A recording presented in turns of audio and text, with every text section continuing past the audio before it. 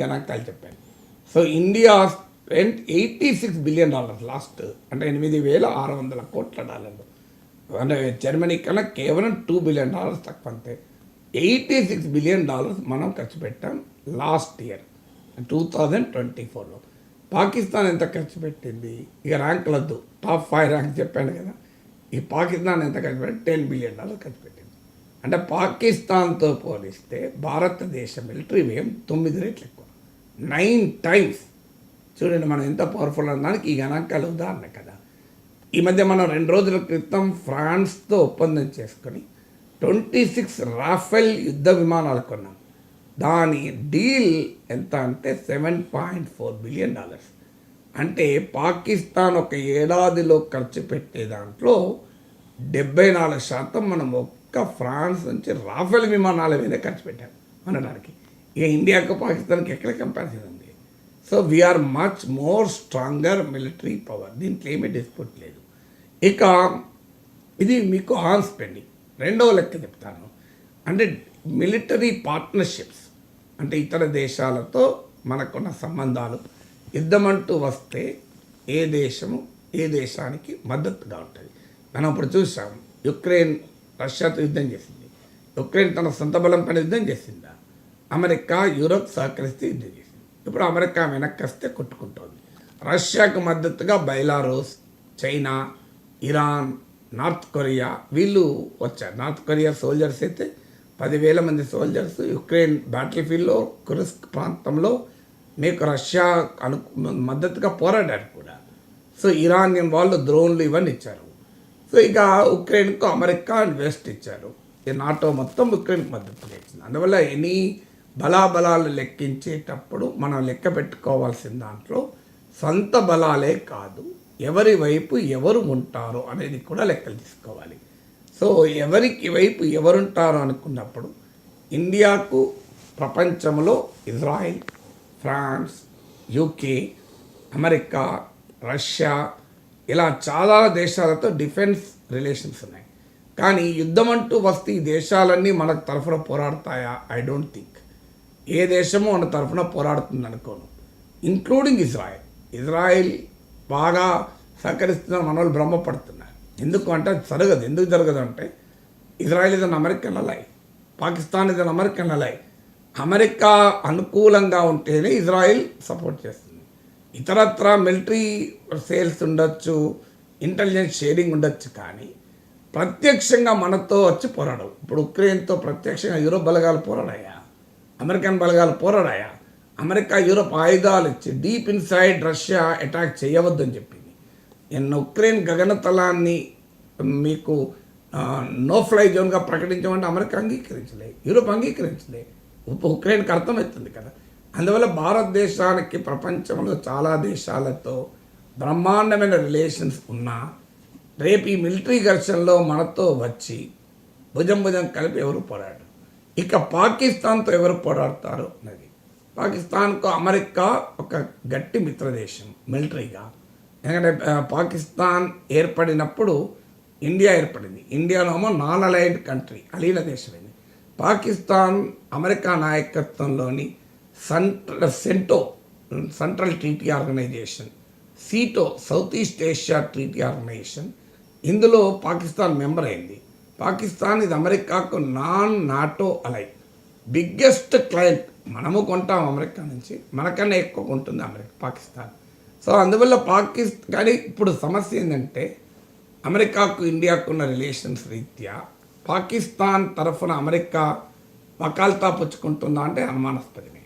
అందులో ఆఫ్ఘనిస్తాన్లో తాలిబాన్లతో అమెరికాకు ఒప్పందం కుదిరినాక ఇలా పాకిస్తాన్ రిలవెన్స్ కాస్త పోయింది 2021 నుంచి.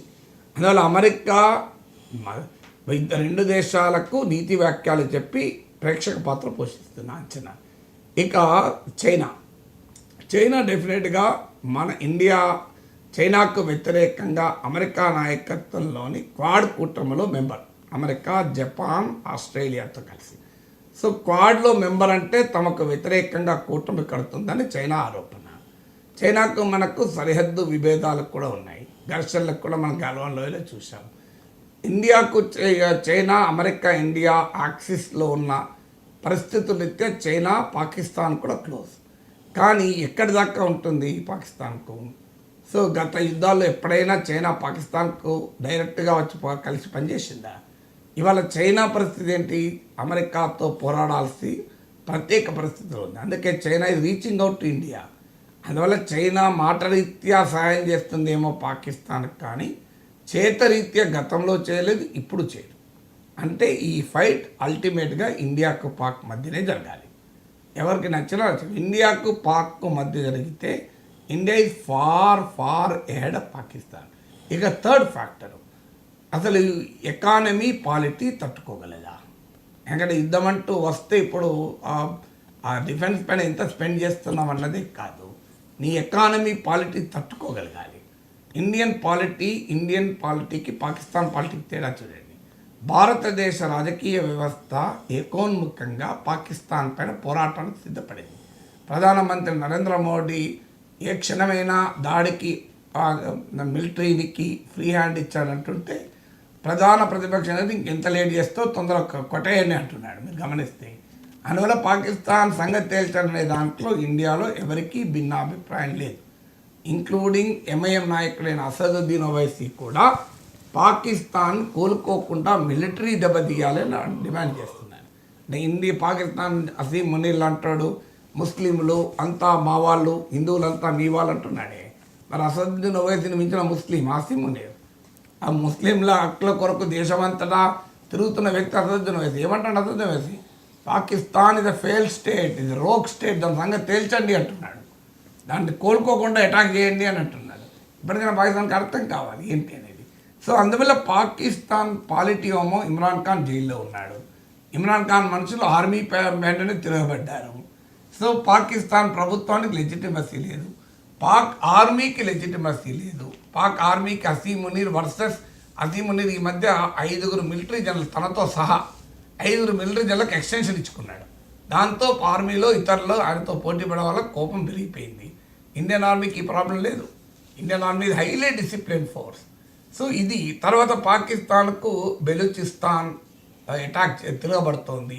ఖైబర్ పఖ్తూన్ఖ్వాలో టెహ్రీక్ తాలిబాన్ దాడి చేస్తోంది.